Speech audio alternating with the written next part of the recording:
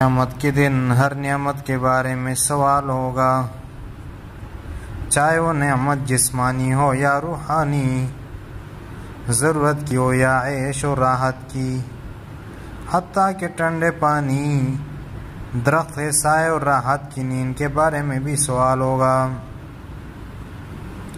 حضرت ابو ہریرہ رضی اللہ تعالیٰ عنہ فرماتے ہیں، جب یہ آیت نازل ہوئی ثم لتسألن یومئذ عن النعیم، تو صحابہ کرام رضوان اللہ تعالی علیہم اجمعین نے عرض کی، یا رسول اللہ، ہم سے کس نعمت کے بارے میں پوچھا جائے گا، حالانکہ ہمارے پاس تو صرف یہی دو سیاہ چیزیں یعنی کھجور اور پانی ہیں، دشمن حاضر ہے اور تلواریں ہمارے کندھوں پر ہے۔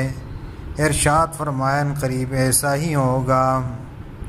اور اسی طرح حضرت ابو ہریرہ رضی اللہ تعالیٰ عنہ سے روایت ہے کہ رسول اللہ صلی اللہ علیہ وسلم نے ارشاد فرمایا، قیامت کے دن بندے سے سب سے پہلے نعمت کے بارے میں سوال ہوگا۔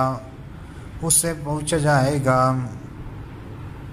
کیا ہم نے تمہیں جسمانی صحت نہ دی اور ٹھنڈے پانی سے سیراب نہ کیا؟ اور اسی طرح حضرت عبداللہ ابن مسعود رضی اللہ تعالیٰ عنہ سے روایت ہے کہ نبی اکرم صلی اللہ علیہ وسلم نے ارشاد فرمایا، قیامت کے دن انسان کے قدم نہ ہٹیں گے حتیٰ کہ اس سے 5 چیزوں کے بارے میں سوال کیا جائے گا۔ نمبر 1، اس کی عمر کے بارے میں کہ کس چیز میں خرچ کی۔ نمبر 2، اس کی جوانی کے بارے میں کہ کس کام میں گزری۔